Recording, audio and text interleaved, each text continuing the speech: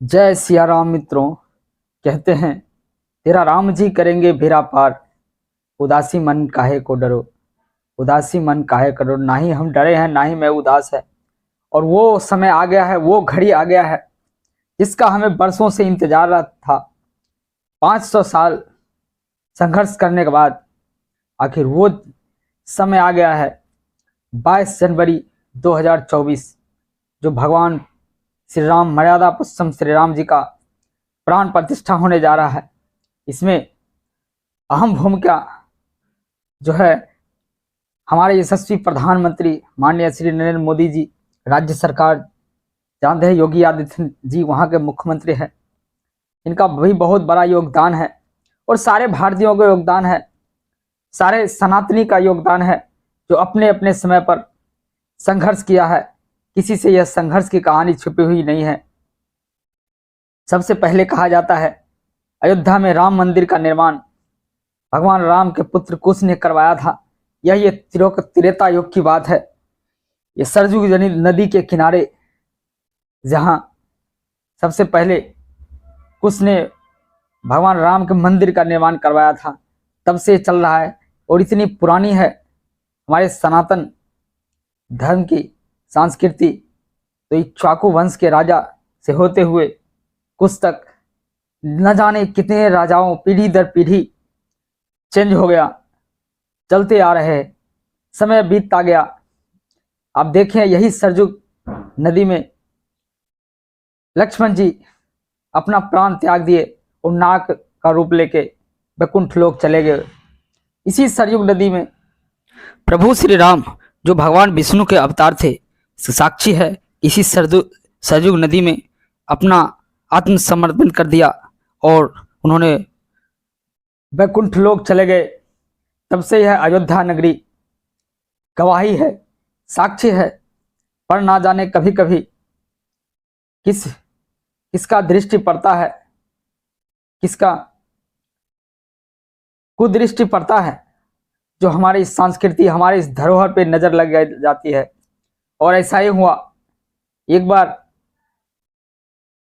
बहुत पुरानी होने के कारण त्रेता युग खत्म हो गया, द्वापर युग खत्म हो गया, समय बीतता गया। अयोध्या वहीं का वहीं था, वहीं का वहीं अयोध्या चल है। न जाने कितने युगों का साक्षी है यह अयोध्या नगरी सरयू के किनारे। कौन नहीं जानता। इसी अयोध्या नगरी में एक बार घूमते घूमते उज्जैन के महाराज विक्रमादित्य आए और देखे कि यहाँ कुछ अवशेष मिला। उनको लगा यहीं पे राम मंदिर होगा और उनको लगा भी यहाँ राम मंदिर होना चाहिए। काफी समय होने के कारण मंदिर विध्वंस हो चुका था और उज्जैन के महाराजा विक्रमादित्य ने पुनः वहां राम मंदिर का स्थापना की और भव्य राम मंदिर बनवाए। और उस पूरी अयोध्या नगरी में कम से कम 500 मंदिर बनवाए। यह महान प्रतापी राजा विक्रमादित्य ने आज के समय में कौन ऐसा करता है। समय बीतता गया, समय बीतता गया। जब 1528 में एक बार बाबर अयोध्या पहुंचा और देख रहा था कितना भव्य राम मंदिर है और मुगलों की नजर इस पर लग गई। बहुत ही नागवार गुजरा, उस समय मुगल का शासन था और बहुत ही नागवार गुजरा। फिर बाबर ने अपने मंत्री जो वहां सेना नायक था मीर बांकी, उसको आज आदेश दिया कि इस मंदिर को ध्वस्त किया जाए और यहाँ पे एक मस्जिद का निर्माण कराया जाए, मस्जिद बनाया जाए। उस मुगलों ने की कुदृष्टि ने हमारे धरोहर को, जो हमारे सांस्कृतिक था, उसको नष्ट कर दिया। उस मीर बांकी ने हमारे प्रभु श्री राम का मंदिर को ध्वस्त कर दिया, नष्ट करके वहां पर बलपूर्वक मस्जिद का निर्माण करा दिया। और उस मस्जिद का निर्माण में कराने के बाद वहां पर हिंदुओं को जाने पर रोक लगा दिया गया। ना जाने किसका नजर इस अयोध्या पर लगी थी। समय बीतता गया, समय बीतता गया। एक बार और 1853 ईस्वी में फिर से आग भड़की और ना जाने कितने साधु, कितने संत, कितने भक्त ने अपनी जान कुर्बान कर दी इस अयोध्या मंदिर के लिए। दोनों तरफ से मुस्लिम और हिंदू में बहुत ही संघर्ष हुआ, लेकिन तत्कालीन सरकार अंग्रेज ने दोनों को समझौता कराकर फिर बंद करा दिया और मस्जिद के आगे एक छोटा सा मंदिर बना दिया और उस मंदिर में पूजा कर अर्चना करने की इजाजत दे दी। लेकिन अंदर मुस्लिम लोग नमाज पढ़ता था और बाहर हिंदू लोग पूजा करता था। ऐसे ही चलते काफी समय बीतता गया, चलता रहा। तत्पश्चात एक दिन ऐसा हुआ, फिर से हिंदू मुस्लिम राइट हो गया और फिर कितने मुसलमान मारे गए, कितने हिंदू भक्त मारे गए। तत्पश्चात सरकार ने इसको बंद करवा दिया और किसी को इस विवादित स्थल पर आने से मना कर दिया गया कि कोई भी इस विवादित स्थल पर नहीं आएगा।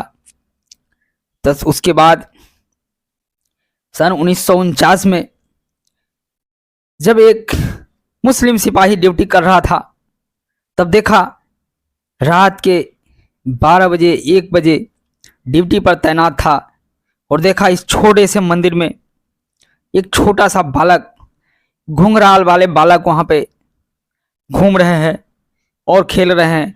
न जाने वो हकीकत था या सपना था। वो घुंघराले बाल